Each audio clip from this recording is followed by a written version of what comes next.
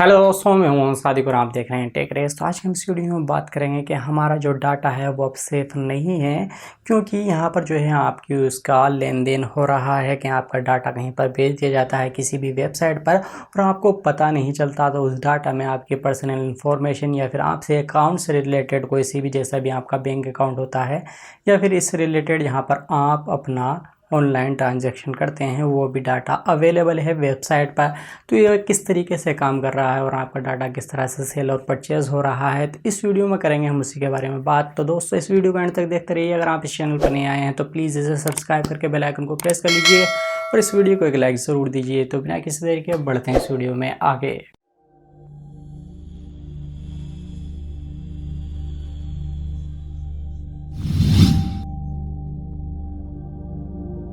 दोस्तों, मैंने इस पर वीडियो बनाई हुई है कि आपका जो डाटा है वो काफ़ी सेल और परचेज़ का काम हो रहा है या फिर लीक हो रहा है, और ये वही एप्लीकेशन है या फिर वेबसाइट कह सकते हैं जो आपका डाटा कलेक्ट कर रही हैं। तो इसके ऊपर मैंने एक वीडियो बनाई थी अभी हाल ही में, जिसके ऊपर मैंने बताया था कि फेसबुक के थ्रू हमारा डाटा किस तरीके से हो रहा है। यानी उसके अंदर एक ऑप्शन है, पहले तो ये था कि आपसे बिना पूछे ही आपकी जो डाटा है वो कलेक्ट कर लिया जाता था, लेकिन बाद में एक ऑप्शन आया उसके अंदर, जिसके अंदर आप उस एक्टिविटी को बंद कर सकते हैं।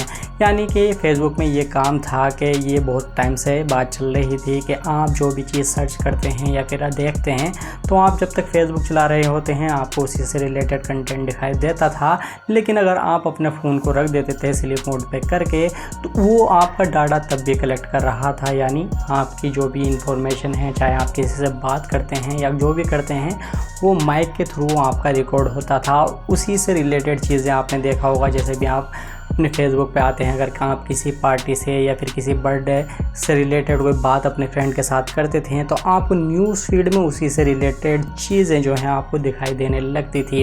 अब ये सारा मामला होता क्या है, ये मैं आपको पहले बता देता हूँ कि कोई सी भी कंपनी हो, जो भी आपको एप्लीकेशन हो, चाहे आपकी वेबसाइट हो, वो हमारी जो है वो साइकोलॉजी के साथ खेलती है। यानी हमें किस तरह की चीज़ें पसंद आती हैं, किस तरह की चीज़ें नहीं पसंद आती, तो इसी की वजह से इनका काम चलता है। अगर ये ऐसा ना करें तो हो सकता है ये अपनी परफॉर्मेंस बेहतर ना दे पाए या फिर जो भी इनकी सर्विसेज होती हैं वो हमारे काम की ना रहे। तो ये सारे डाटा कलेक्ट करती हैं। चलो, ये डाटा कलेक्ट कर लें, लेकिन इसे सेल और परचेज़ करने की जब भी बात आती है तो ये हमसे बर्दाश्त नहीं होता। तो बहुत से लोगों को या तो ये मायने नहीं रखता या फिर उन्हें सही से नहीं मालूम है कि आपका डाटा आपके लिए कितना नुकसानदेह हो सकता है अगर ये किसी दूसरे के हाथ में जाता है।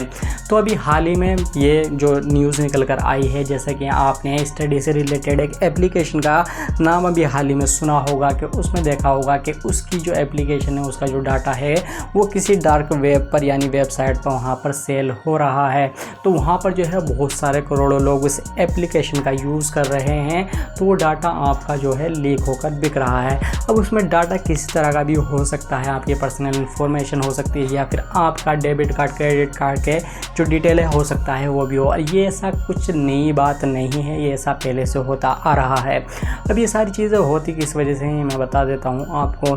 बहुत से लोग प्रॉफिट के लिए एप्लीकेशन या वेबसाइट बनाते हैं, यानी वो उनका इंटेंशन गलत हो सकता है। यानी सही तरीके से पैसा कमाना अगर नहीं होता उनसे, तो फिर वो दूसरे तरीके का जो है वो मेथड अप्लाई करते हैं, जो भी चीज़ यूज़ करते हैं। तो उसके अंदर ये होता है कि वो वेबसाइटों को आपकी पर्सनल इन्फॉर्मेशन सेल कर देते हैं, इसके बदले में उन्हें बहुत सारा अमाउंट मिलता है और ये काम करते रहते हैं। हमारा जो मंथली हो या फिर आप वीकली कह सकते हैं, डाटा कलेक्ट होता है किसी भी एप्लीकेशन से, तो वो दूसरी एप्लीकेशन वालों को भेज देते हैं, वो उसी का हिसाब लगाकर हमारी तरफ अट्रैक्ट करते हैं वो भी जो भी चीज़ दिखाना चाहते हैं।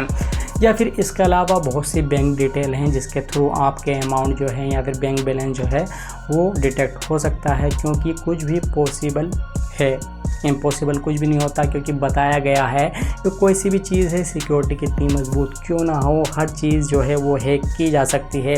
लेकिन इसके ऊपर बहुत सारा काम करना पड़ता है। यानी आपको अपनी सर्विस को बेहतर बनाना पड़ेगा, आपको एम्प्लॉय बनाना पड़ेंगे, यानी जो भी उसकी सिक्योरिटी चेक करता है आपकी एप्लीकेशन की। फॉर एग्जांपल, किसी ने स्टडी ऐप, जैसे कि आपने खबर सुनी होगी कि आपका डाटा चोरी हो रहा है, तो अब या तो हो सकता है कि उन्हें पूरी जानकारी ना हो इस बारे में कि डाटा को कैसे सेफ रखा जाता है, और वो उन्होंने इस चीज़ पर काम ना किया हो। अगर उन्हें पता है कि डाटा किस तरीके से सेफ रखा जाता है तो उसके अंदर अलग अलग चीज़ें इस्तेमाल होती है, आपको पूरी टीम उसको कवर करनी पड़ती है, क्योंकि मार्केट में नए नए तरह के जो टूल हैं वो इस्तेमाल होते हैं हैकिंग के लिए, आपका डाटा हैक करने के लिए।